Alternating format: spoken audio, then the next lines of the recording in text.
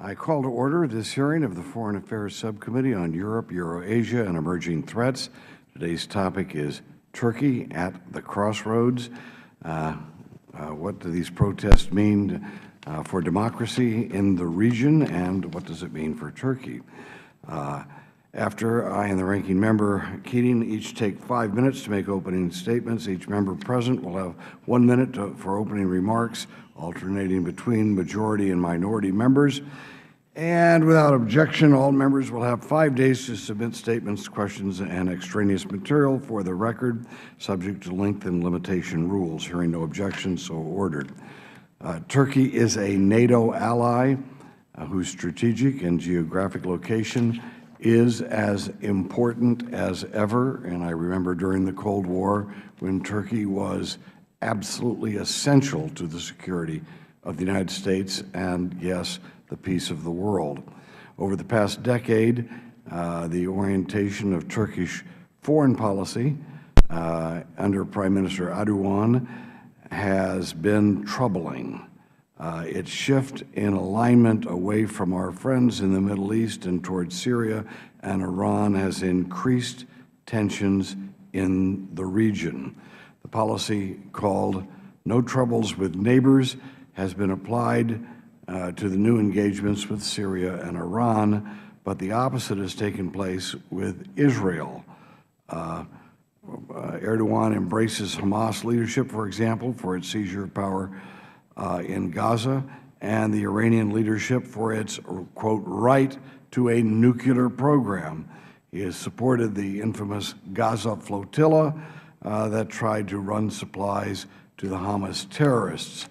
The Syrian civil war has caused Prime Minister Erdogan to move backwards toward the West and face the menace of an Iranian Hezbollah intervention. As requested, the U.S. and NATO have deployed Patriot air defense systems in Turkey. So all of this is having its impact. The Turks are Sunni Muslims and have a natural sympathy for the Sunni rebels in Syria, who are fighting a dictatorship rooted in a minority cult associated with Shia Islam. Yet sympathy has not kept Erdogan's policy of supporting the rebels and accepting refugees from being controversial at home, at least. If the Obama administration is serious about increasing U.S. aid to the rebels, it will have to work with Turkey, as it has been doing.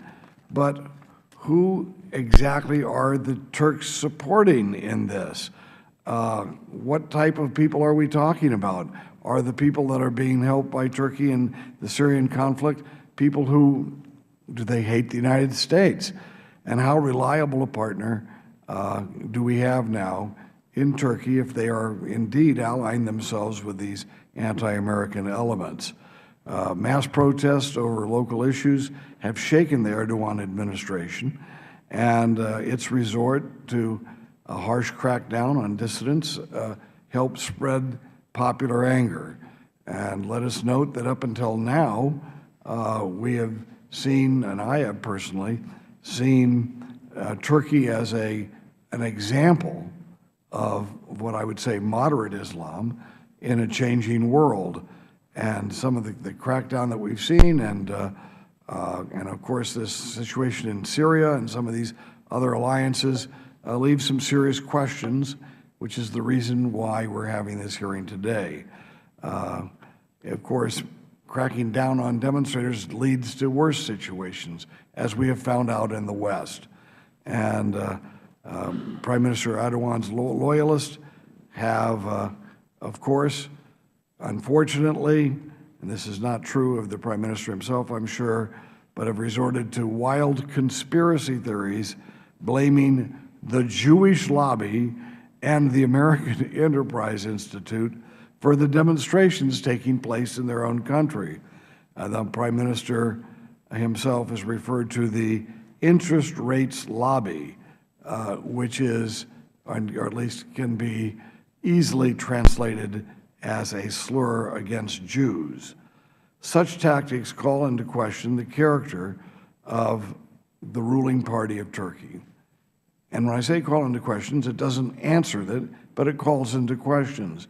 And that's why we are having this hearing today, to explore some of those questions and find out, maybe calm some of the fears, or perhaps maybe reconfirm some of the other fears that we've had. There have been reports that anti-Semitic textbooks have been adopted in public schools in the last 10 years, and that Hitler's Mein Kampf has become some kind of a bestseller. Well, this is not a sign of a healthy democracy. And yesterday it was reported that in the capital of Ankara, police raided some 30 residential addresses to arrest protesters at home, going well beyond just confronting demonstrators in the streets in order to maintain public order. The European Union has postponed talks on Turkey's request for membership until at least October because of the concerns, and most strongly these concerns are being voiced by Germany, and they will, of course, when these talks resume, we'd hope to find at that point the situation could have calmed down in Turkey, and we would be able to find out the true nature of what's happening.